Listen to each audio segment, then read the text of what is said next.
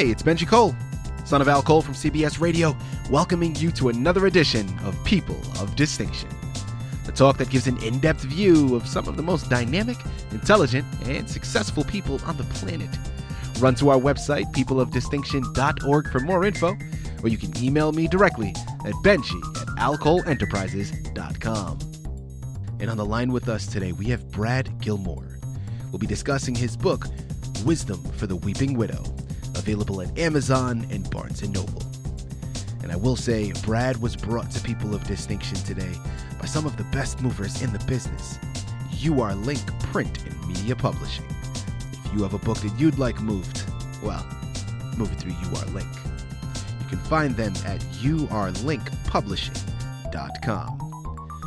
And guys, listen, it is an absolute pleasure to have Brad here on the line because his book we're discussing today, Wisdom for the Weeping Widow.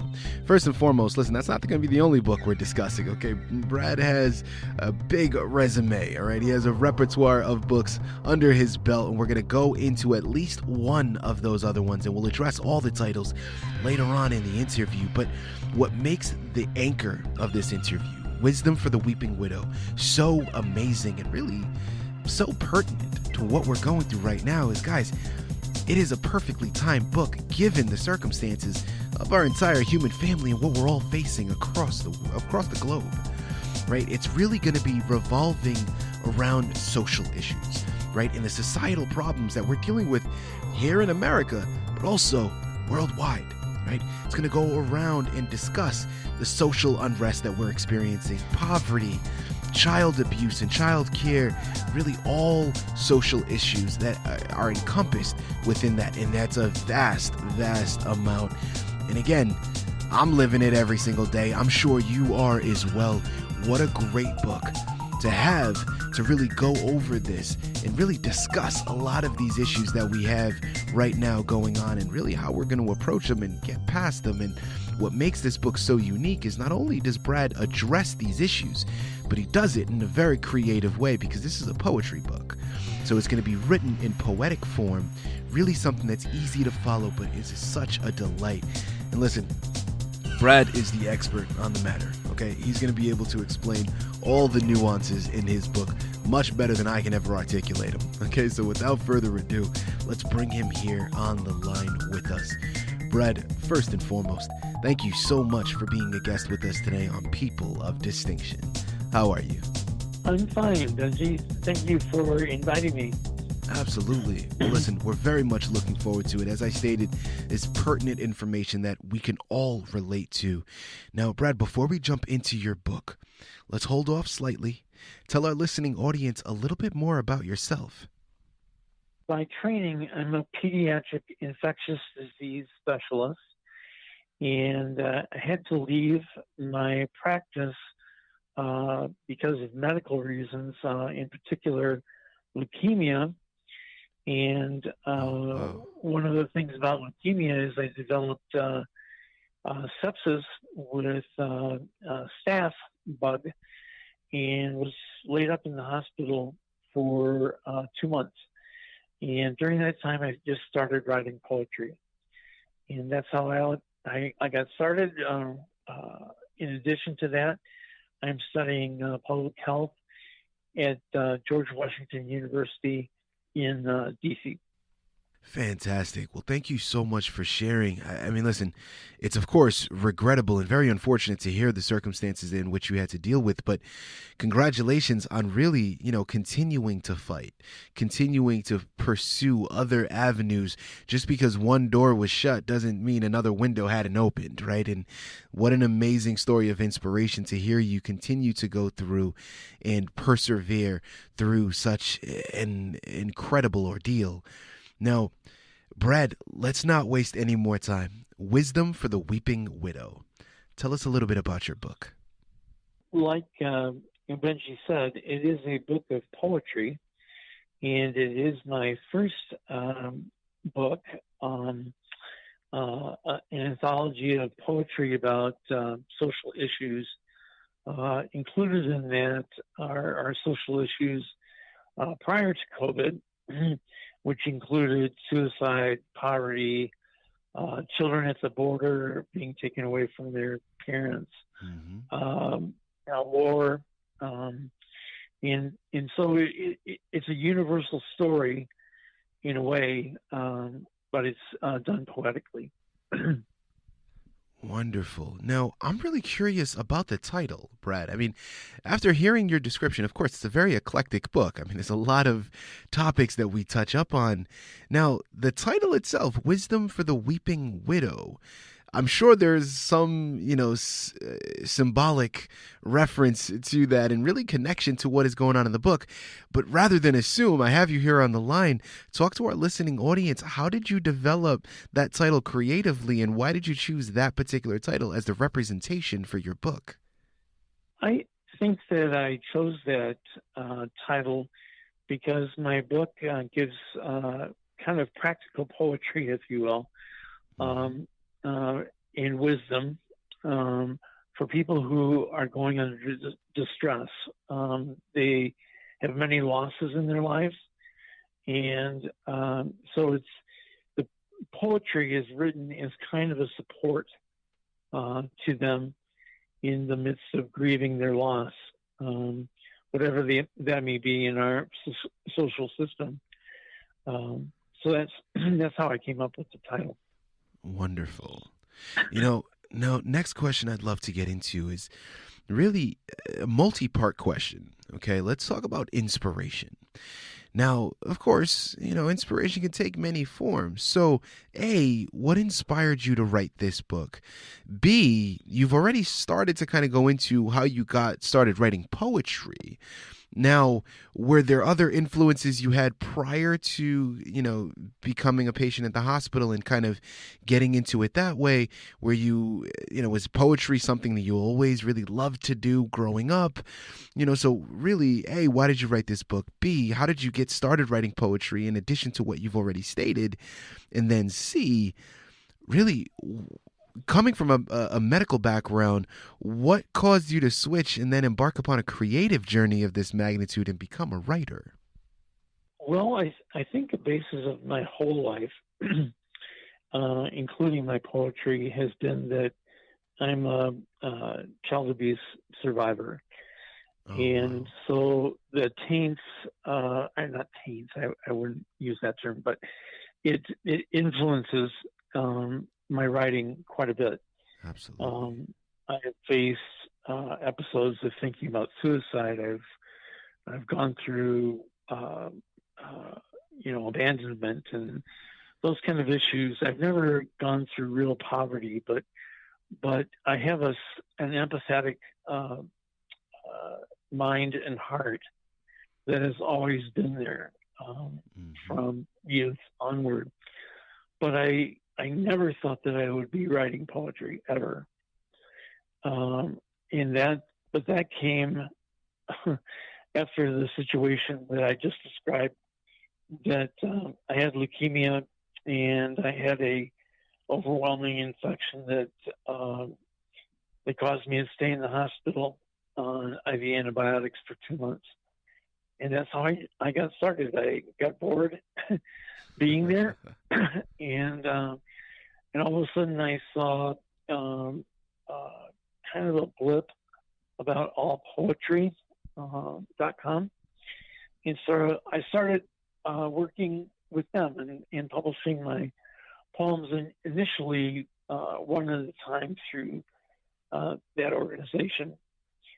And so I think that if I can base anything on my writing, has been that I've taken a lot of hard knocks in my life, and empathy is my middle name, and that's how the book got started. And then I just started thinking about all the kids that I've seen in difficult circumstances throughout the years, and thought of their stories. And although their names are absent, some of the meanings of those stories are encapsulated in the book. Brad, what I love about what you're saying is, listen, right off the bat, we knew that this was a powerful book because of the relatability content, right?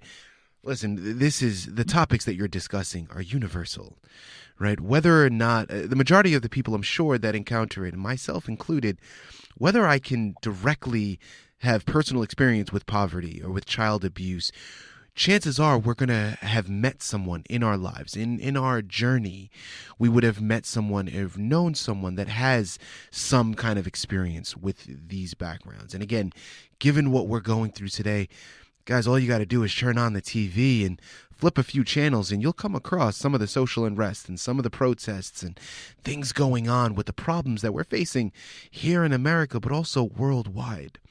And what I love about everything that you said, Brad, is your story. Not only is it a relatable piece of art, but also your individual story is a story of inspiration. It's a story of perseverance, right? And there's going to be so many people that will be able to pick up this book and learn about your background as well, and really be able to look to you for guidance in the sense of you have a similar story that a lot of people will be able to relate to in terms of just sheer adversity that you have faced, that maybe, listen, maybe somebody else doesn't have a direct relation with leukemia specifically, but they can relate to one of the other topics that you address in your book. And through that story of inspiration and perseverance will reflect and will come through. And I think that is so magnificent. So thank you so much for sharing. Again, here on the line with Brad Gilmore, we're discussing his book, Wisdom for the Weeping Widow, available at Amazon and Barnes & Noble. Now, Brad, listen, my listening audience is going to be upset with me if I don't hurry up and ask this next question, so I'm not going to wait any longer. We're going to jump right into it. Obviously, this is a poetry book. We're discussing all of the backgrounds to it. We would love to hear one of your poems, please, if you can share it. Yes. This has... as I said, I'm a pediatrician, and when I heard of the distress at our borders with children being taken away from their parents, I wrote this poem, and it's called Guantanamo for Latino Kidnapped Children. And it begins. Kids ripped from parents' arm, stored in empty Walmart farm. Latino toddlers to teens to harm. Thousands into bases will swarm. Caged under shiny space covers, children lurked in hell discover. Euro strings as helicopter hovers. Dante's harp stings sisters, brothers. Taxpayers' dollars pay for their POs. Round up little wet-back clothes and send mom and pa empty of those they carried with their feet and toes. Blood curdles as screams for mercy persist day and night far from DC. Monstrous crimes against humanity bring tornadic winds and brewing sea. Brad, listen, it's great. It's a great poem, and really is chilling and very upsetting at the same time because, of course, this is your art, but it forces you to really. It forces you to really to realize what is going on. I mean, guys, this is going on today. I mean, this has been going on now. And listen, we're not going to get political because this is not what our show calls for. But we know that with this administration, there have been numerous reports of parents and families being separated at the border, and even to the point where there are now missing children, right? Such a horrifying depiction of that. But at the end of the day, it's one of those things where if we don't have the discussion, we'll tend to forget, and we can't, right? We won't forget something so horrific Because at the end, what's the old saying? It's such a cliche, but the old saying is, those who fail to realize the past are doomed to repeat it, or something along those lines. This is the reason why it's so important to have this discussion and to really make that realization and to not close our eyes to what is going on. Thank you so much for sharing, Brad. Now, Brad, listen, we know about the book. We know about your background and your experience. As we tie up this fantastic book, because there are other titles that I want to quickly touch up on and give you an opportunity of going into a description with, why did you feel that a book of this magnitude needed to be written?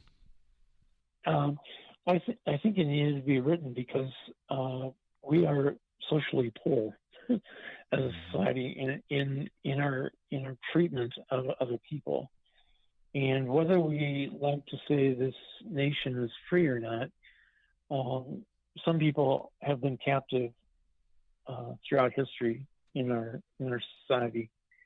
And that is illustrated when children are swapped from their parents at the border. Imprisonment and captivity is in American nature, and we need to end that as soon as we can. And so that's part and parcel of my cry in that book, Wisdom for the Weeping Widow. You know, Brad, you said a mouthful there. Right there are a lot of things that we need to come to the realization with, and a lot of things that we need to change. And the only way that we begin to change them is, again, through this discussion, through the realization. We can't shy away from it any longer. So thank you so much for being brave enough to put that in words and really formulate that in your book. Now, guys, as I stated, that's not all, okay? That was the anchor. That was the main book that we really wanted to focus on for the interview. But again, as I've stated, Brad has a repertoire of books under his belt that he's written and published already, and then he has another one that is in creation right now and will be published very soon. Now, he has two other poetry books, one called Bullies and Their Prey. The second one is called Warring Tides. And then he has his first novel called The Vitalis, The Virus, and The Ventilator. He's also written a theatrical play called Apocalypse, Puerto Rico. And then again, he's in the process of creating his second novel at the moment. Now, of course, with a number of other titles, we don't have time to go into all of them in description, but his novel is actually one of his favorite books that he's written thus far, so I feel it's only right if we spend some time talking about that. Brad, please, if you can, go into your first novel that you've written. Give us a description of that one, please. Sure. The name of the novel is Vitalis, the Virus, and the Ventilator. Vitalis meaning lives. And it has to do with looking at an Italian virologist and his family going through the pandemics of our time. Pandemics are not just limited to COVID. We're in strife with plagues all around the globe, including among those, of course, is HIV and AIDS. Another one is Ebola virus, which covers many different territories and even got to our shores. The other types of coronavirus like SARS and MERS and Zika virus. So those are the virus, and each one of the family members has one or more of both those pandemic viruses and has to deal with it as a family.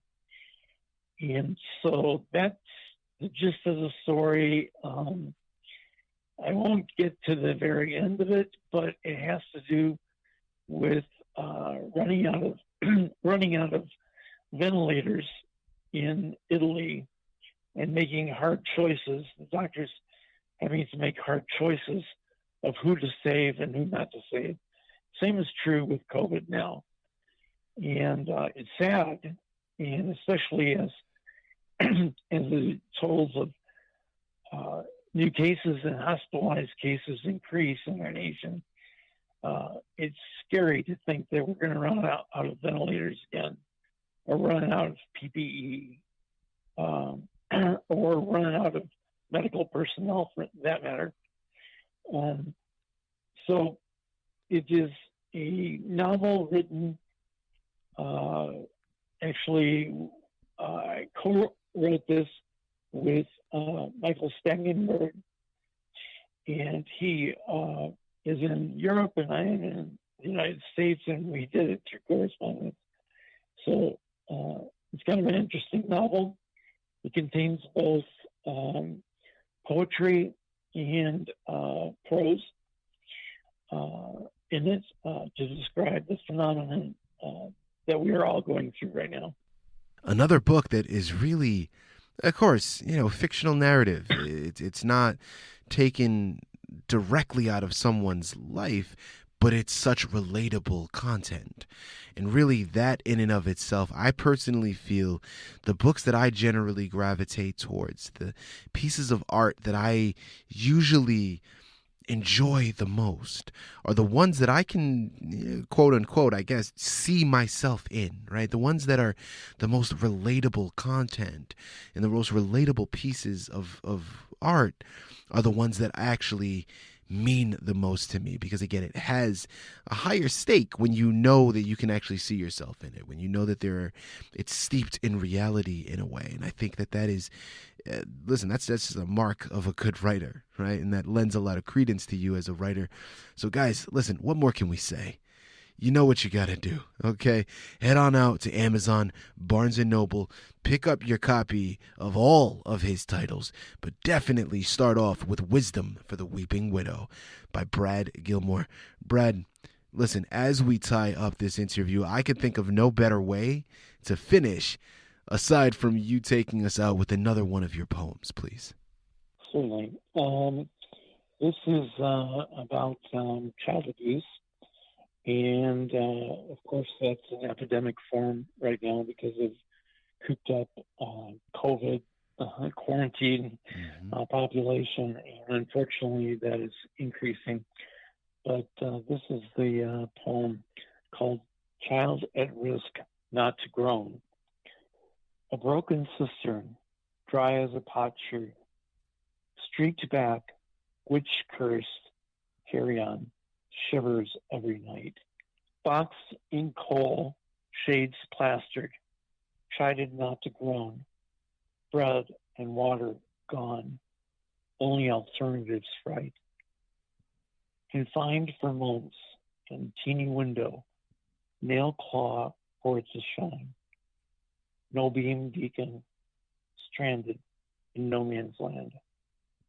And that actually was composed when I thought of one of the first children I actually saw as an intern in pediatrics, who was picked up by a policeman because he was shoplifting for a candy bar because he hadn't been fed in many months actually, and he had finally escaped out of the teeny window, jumped toward a tree, fell from the tree, and when I saw him, this is his story, that he was locked up for months, as some unfortunate people that we've seen on the news every once in a while. Absolutely. Children being locked up forever, as it were, without food, without drink, without light. And it was a starting of a career actually to show empathy to the world that was even farther distant from my own abuse. And he was quite a guy. he finally escaped his mom and her boyfriend, and finally got united with his dad. I've done a lot of work with the state, so that is another poem that's written from deep feeling because of my own abuse. Absolutely. And although it was not that incredible. The big thing really to take from it, the big thing that I've taken from this interview is the subject matter that we're talking about is heavy. Right? I mean, listen, there's no getting around it. It's a depressing subject matter. But at the end of the day, I think the power comes in when these things are happening, whether we talk about them or not. It's going on. And I think the way that we overcome it as a human family and the way we overcome it as a society is through this awareness, right? Is through the conversations. Because once we shine a light on it, there's no place for these things to hide, right? And listen, it's not going to be an easy journey to make. But again, it starts with a conversation. It starts with really bringing it into our realm of awareness. And then from there, we can slowly start to chip away at it. And hopefully one day we do live in a world where child abuse is no longer, a prevalent thing in our society, and so on and so forth. And listen, it starts with wisdom for the weeping widow. Brad Gilmore, this has been an absolute enlightenment. It's been such a pleasure having you on. Thank you so much again for being a guest with us today on People of Distinction. Thank you, Benji, for having me. Look forward to speaking with you again.